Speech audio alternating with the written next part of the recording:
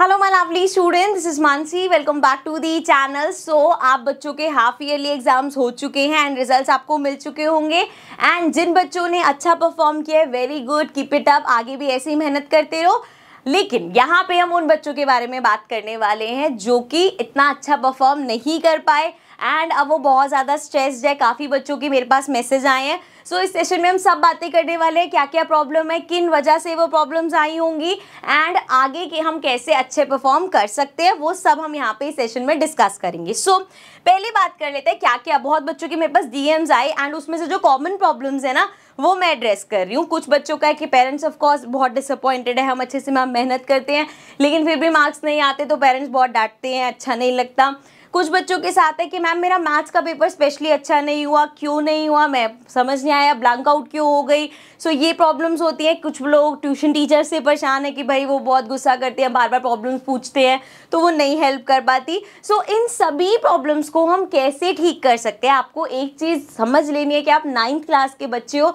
Self study बहुत बहुत ज़रूरी है आप लोगों के लिए। हमेशा डे 1 से मैं आप लोगों को ये चीज़ समझा रही हूँ कि सेल्फ स्टडी करना है। सिर्फ स्कूल कोचिंग ट्यूशंस लेके इस काम नहीं बनेगा। खुद जब तक नहीं पढ़ोगे अच्छा परफॉर्म नहीं कर पाओगे। ठीक है, तो अब हम पहले देखते हैं सेटबैक्स क्या क्या है, किस वजह से ये दिक्कतें आई होंगी। पहला, फोकस स्टडी नहीं करी, पढ़ाई करी है, हाँ जी मैं मान रही हूँ, बिल्कुल पढ़ाई करी है, लेकिन जिस तरीके से फोकस होके स्टडी करना चाहिए, करेक्ट मतलब पाथ में स्टडी करना चाहिए, वो नहीं हुआ। ये पहली गलती।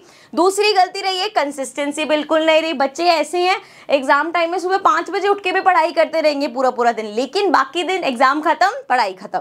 ऐसा नहीं करना। अगर आप कंसिस्टेंट नहीं रहोगे तो कभी भी अच्छा स्कोर नहीं कर पाओगे। तो वो कंसिस्टेंसी मेंटेन करना बहुत ज़रूरी है एंड फुल फ्लैश प्रैक्टिस नहीं हो। जैसी एग्जाम के पॉइंट ऑफ व्यू से प्रैक्टिस होनी चाहिए वैसे नहीं हुआ। अब इन सब चीज़ों को कैसे इंप्रूव करेंगे, क्या स्ट्रैटेजी होगी, वो हम देखेंगे।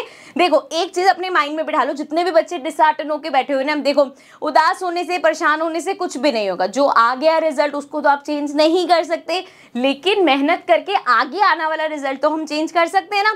सो उस पर फोकस करना है। सो देखो अब क्या स्ट्रैटेजी होगी हमारी। पहली चीज जो भी आपके नेक्स्ट एग्जाम में, कुछ बच्चों के दिसंबर में होंगे, कुछ बच्चों के सीधा फाइनल होंगे, कुछ के बीच में यूटीज होंगे, जो भी हमारा नेक्स्ट एग्जाम है ना उसके लिए हमें क्या स्ट्रैटेजी रखनी है वो डिस्कस करते हैं। सबसे पहले चैप्टर वाइज मैक्सिमम क्वेश्चंस की प्रैक्टिस करनी है। कहाँ से करनी है, कैसे करनी है, सब मैं बता दूंगी। चैप्टर वाइज आपको ऐसा कोई क्वेश्चन नहीं होना चाहिए जो आपकी आंख के सामने से ना गया हो। एक चैप्टर के 100 क्वेश्चंस भी अगर आपको मिल रहे हैं ना प्रैक्टिस में, देखो अभी मैं बताऊंगी, मैं अपनी मतलब पर्सनल रिकमेंडेशन दूंगी कि कहाँ से आपको पढ़ना चाहिए। क्योंकि अगर आप एक चैप्टर के हर जगह से पढ़ने की सोचोगे ना कि एनसीईआरटी भी कर लूँ, आरटी शर्मा भी पूरी खोल के पी जाऊँ, मैं इंटरनेट पे भी कोई क्वेश्चन ना छोड़ूं, ऐसा नहीं है। आपको कोई चीज एक चीज पकड़नी है और उस पर लगे रहना है। ठीक है, जिसमें एनसीईआरटी तो मस्ट है, उसको तो इग्नोर करना ही नहीं है, एनसीईआरटी तो छोड़नी नहीं है, चाहे एग्जाम्पल्स हो चाहे क्वेश्चंस हो, कुछ नहीं छोड़ना। ठीक है, सो हमें हर चैप्टर के मैक्सिमम नंबर ऑफ क्वेश्चंस करने हैं।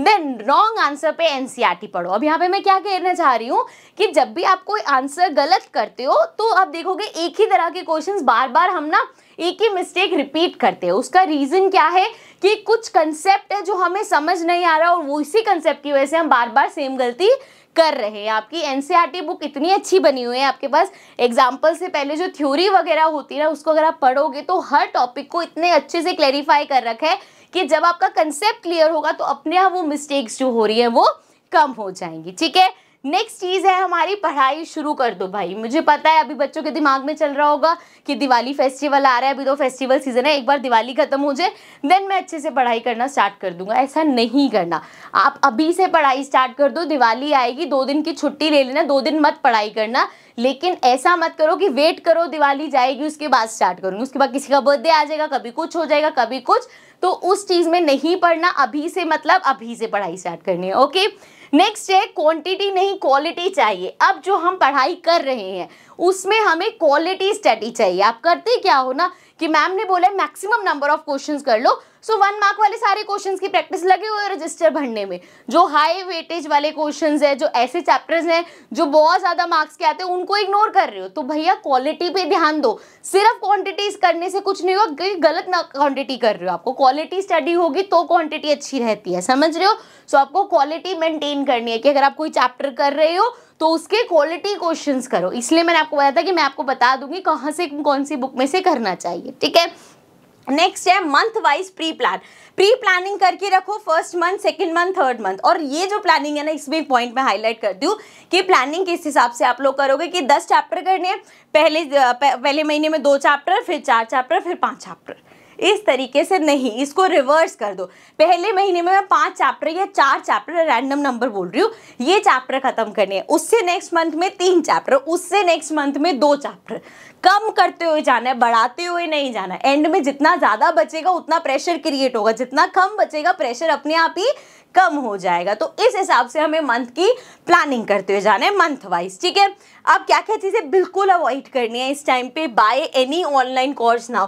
अभी अगर आप कोई भी एट प्रेजेंट करने जाओगे ना, तो क्या होता है ना, देखो वो 3 महीने में वो अपना सिलेबस कवर कर देंगे, वो कोर्स में आपका सिलेबस कवर हो जाएगा, लेकिन प्रॉब्लम क्या आएगी कि क्या आप उनके पेस पे पढ़ाई कर पाओगे? जिस स्पीड में वो पढ़ा रहे, क्या आप कर पाओगे कोप अप? नहीं कर पाओगे, तो आपका टाइम और मनी दोनों वेस्ट होगा। इससे अच्छा मैं तो बार बार बोलूंगी, सेल्फ स्टडी पे ध्यान दो, वो ही सबसे बेस्ट चीज है आपके लिए। Then use anyone else's notes. ये भी पॉइंट मैंने बहुत बार बच्चों को बोला है कि दूसरों के नोट्स पे रिलाई करने की जगह आप 4 बेस्ट जगह से नोट्स ले लो, अपने नोट्स खुद बनाओ। 4 जगह से आपके पास अगर नोट्स है, एक टॉपिक पकड़ो, चारों में से देखो कहाँ से ज्यादा बेटर समझ आए, उसको अपने नोट्स में लिख लो। सो खुद के बने हुए नोट्स से हमेशा जब आप रिवाइज भी करोगे ना, बहुत 2 मिनट में वो रिवीजन भी हो जाएगी। और हमेशा जब आप लिखोगे खुद के नोट, जब आप उसमें से पढ़ोगे तो बहुत अच्छे से चीजें समझ पाओगे। देन है rely on just NCERT for practice. NCERT book मैं कभी भी नहीं बोलूंगी कि छोड़ो, एनसीईआरटी बुक तो करनी ही करनी है, लेकिन सिर्फ एनसीईआरटी बुक से काम नहीं चलेगा। तो एनसीईआरटी बुक तो हमें पूरी घोल के पीनी है, लेकिन ये नहीं सोचना कि सिर्फ एनसीईआरटी होगी तो हो गया। एक्स्ट्रा, क्योंकि ये सोचो यार, कॉम्पिटेंसी बेस्ड क्वेश्चन तो अब एनसीईआरटी में है ही नहीं, तो कहाँ से करोगे? तो इसलिए एक्स्ट्रा क्वेश्चंस के लिए हमें तो बुक चाहिए या कोई चीज चाहिए। सो अच्छा, अब क्या क्या होना चाहिए? तो हमने कर लिया क्या नहीं करना चाहिए। सो देखो, आपके पास फ्री यूट्यूब वीडियोस है फॉर स्पेसिफिक टॉपिक क्लैरिटी। कोई भी टॉपिक समझ नहीं है, आपके पास इतने यूट्यूब पे टीचर्स हैं, आप किसी से भी पढ़ सकते हो, किसी से भी टॉपिक समझ सकते हो। कहीं पे आपको प्रॉब्लम आती है, यूट्यूब पे सर्च करो, आपको हजारों वीडियो मिल जाएंगे, अलग अलग टीचर से मिल जाएंगे, जिसका आपको समझ आए आप उससे समझ सकते हो। ठीक है ना। देन एनसीईआरटी तो मैंने बता ही दिया, वो तो घोल के हमें पीनी है। Then chapter wise practice book चाहिए हमें। अब एक ऐसी प्रैक्टिस बुक चाहिए, जो मैं बार बार बोल रही थी ना कि 10 जगह से क्वेश्चंस नहीं करे, कैसी प्रैक्टिस बुक चाहिए जिसमें न्यू पैटर्न के क्वेश्चंस भी हो, एनसीईआरटी की भी आपको हेल्प मिल जाए, एंड कॉम्पिटेंसी बेस्ड क्वेश्चंस भी हो, क्योंकि वो एग्जाम में आएंगे। ठीक है। सो मेरी पर्सनल रिकमेंडेशन, मुझे बोलने की जरूरत नहीं है, बच्चों को पता ही है, मैं हमेशा एडुकार्ड्स की बुक ही आपको रिकमेंड करती हूँ, because I have gone through those books. 10th में तो आपने देखा होगा, उनके साथ मैंने मिलके अपनी भी एक बुक निकाली है। सो 9th के बच्चों इस चीज़ को समझो कि अगर मैं कोई चीज़ बार बार रिकमेंड कर रही हूँ तो वो ज़रूर अच्छी होगी, एंड मुझे पता है कि आपकी सारी चीज़ें उस बुक में कवर हो जाएंगी। तो रेदर देन गोइंग फॉर 10-15 चीज़ें, just take this book. NCERT तो करनी है, साथ में एक्स्ट्रा सभी क्वेश्चंस आपके इस बुक में कवर अप हो जाएंगे। ठीक है, आगे बात कर लेते हैं। आप इस बुक में अच्छा क्या क्या मिल जाएगा आपको? कॉम्पिटेंसी क्वेश्चन सारे मिल जाएंगे, असर्शन रीजनिंग के question, match the following, identify, correct and rewrite statement combo, NCERT text book, very short answer, short answers, long answer, Diksha platform के क्वेश्चन, दिल्ली गवर्नमेंट में जो क्वेश्चन एग्जाम में क्वेश्चन आते हैं, case based study. So you name it and you have it in the book. So इसीलिए मैं book को recommend करती हूँ कि आपके लिए ये बुक बहुत ज़्यादा ही अच्छी है, तभी मैं बार बार बोलती हूँ। एंड आई नो इस टाइम पे बहुत बच्चों के साथ प्राइस का वो रहता है। So specially for you guys, for 1 day आपके पास अगर आप ये पूरा कॉम्बो लेते हो, सारे सब्जेक्ट्स, जिसमें मतलब आपका मैथ्स आ जाएगा, साइंस आ जाएगा, इंग्लिश आ जाएगा, सोशल साइंस आ जाएगा, तो ये कॉम्बो पे अभी 45% ऑफ चल रहा है। सो अभी अगर आप नीचे लिंक पे क्लिक करोगे, आप ये पूरा कॉम्बो 45% पे कर सकते हो। एंड कोई पर्टिकुलर सब्जेक्ट की चाहिए, सिर्फ मैथ्स की चाहिए, तो वो आपको 40% ऑफ पे अभी मिल जाएगी। लेकिन उसके लिए अभी आपको लिंक पे क्लिक करके आज ही परचेज करनी पड़ेगी, क्योंकि सिर्फ 1 डे ऑफर है। ठीक है, वीडियो खत्म करते ही सबसे पहले काम ये करना है अपने। लास्ट में आपको बता दूं कि अब आपका माइंडसेट क्या होना चाहिए। पहली चीज तो do not compare your self with others. दूसरों से कंपेयर करना बंद कर दो कि वो तो 4 घंटे पढ़ता है फिर भी इतने अच्छे नंबर आ गए, मैं 10 घंटे पढ़ रहा हूँ फिर भी नहीं आ रहे। कंपैरिजंस बिल्कुल बंद कर दो। हमें किसी से कंपेयर नहीं करना, हमें अपनी पढ़ाई अच्छे से करनी है बस। Then revise from self notes. अभी मैंने बताया कोई एक्सटर्नल नोट्स हमें यूज नहीं करने, खुद के बनाए नोट्स से पढ़ना है, हमें बहुत अच्छे से पढ़ाई होगी। ठीक है, you should be grateful for what you have, many don't. आपको जो आपके पास है, जितना है, बी सैटिस्फाई, आप उसमें बहुत अच्छा परफॉर्म कर लोगे। B it time, B it resources, B it anything, just believe in yourself, ठीक है। आपका गोल 95 प्लस नहीं सोचना मुझे 100 मार्क्स लेके आने, फुल मार्क्स लाने हैं या 95 प्लस आने। आपका गोल सिर्फ इतना होना चाहिए कि मैं अपना 100% देने वाली हूँ, मैं फुल ऑन मेहनत करने वाली हूँ, रिजल्ट अपने आप अच्छा हो जाएगा, ठीक है। आई होप अच्छे से आपको मेरी सारी बातें समझ में आ गई होंगी। And for practice question banks आप नीचे से परचेज कर सकते हो, नीचे लिंक पे क्लिक करना, 45% ऑफ ओनली फॉर टुडे, ठीक है। अब इसको आप परचेज कर लेना ताकि ऐसा ना हो कि फिर ये ऑफर खत्म हो जाए, फिर आपको लगे मैम बहुत महंगी बुक्स है, ठीक है जी। चलो I see you in the next video. Do let me know in the comment section आप लोगों के साथ और भी जो प्रॉब्लम्स लग रही हो आपको, जो स्टडी बेस्ड दिक्कतें हो, प्लीज़ आप कमेंट्स में करना।